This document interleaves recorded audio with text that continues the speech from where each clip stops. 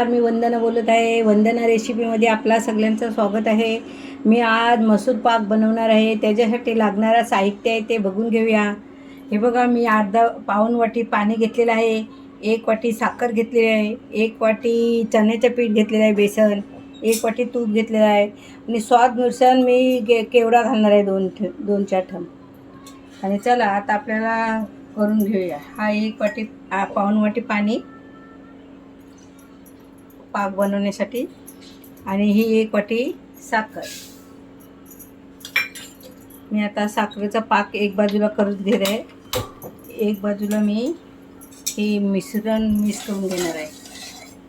आपल्याला एक तारी पाक बनवायचा आहे.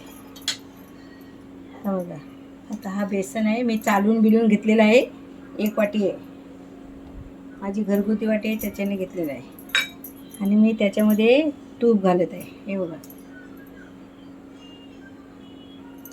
तूप आपल्याला मिक्स करून घ्यायचं आहे. त्यात मग छानपैकी कारण त्याच्या गुठल्या नको व्हायला म्हणून छान तूप पातळ करून घ्यायचं आहे आपल्याला बेसन. हा बघा, आपल्या केवढा टाकत आहे सुगंधासाठी. आपला पाक एक तारी तयार झालेला आहे. आता हा मिश्रण पण तयार केलेला आहे मी. आता ह्याच्यामध्ये आपल्याला घालून घ्यायचं आहे. हे बघा, हे एकजीव करून घेतलेलं आहे चांगलं, छानपैकी गुटल्या शाप मोडलेल्या आहेत त्याच्या. आता आपल्याला ह्याच्यात घालून घ्यायचं आहे.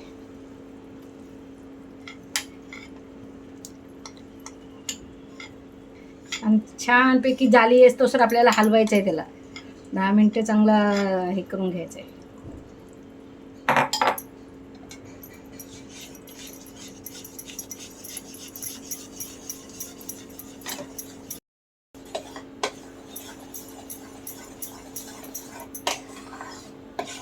छानपैकी पीठ हलवून घ्यायचं आपल्याला. मसूर पाक करण्यासाठी तेल सुटला पाहिजे, तेव्हा मग आपलं समजायचं मसूर पाक झालेला आहे तयार. हे बघा, छानपैकी खमंग वास येतोय त्याचा, छान भाजून घेतलेला आहे. आपल्याला ह्याला चांगली जाली परत तसं भाजायचं आहे. मसूर पाक छानपैकी झालेला आहे, जालीदार. मी आता त्याला शेक करायला ठेवत आहे.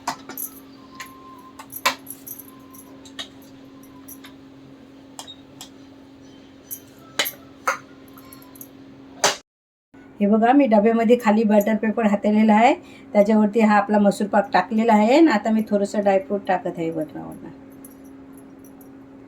आता आपल्याला 5 मिनटं ठेवायचे आहे, नंतर आपल्याला त्याच्या वड्या करून घ्यायच्या आहेत. बघा, आपला मसूर पाक तयार झालेला आहे. मी आता त्याच्या वड्या करून तुम्हाला दाखवत आहे. गरमच आहे, गरम गरममध्येच वड्या पाडायला लागतात, नाहीतर मग त्या वड्या पडल्या जात नाही.